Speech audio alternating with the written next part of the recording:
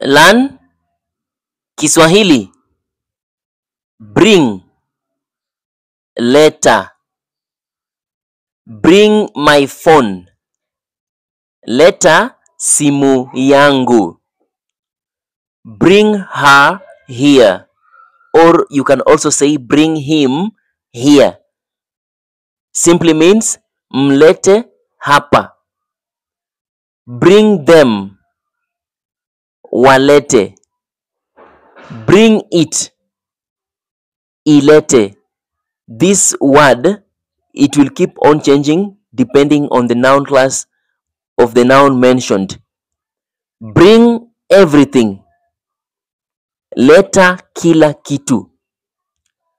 Don't bring. Usilete. I brought.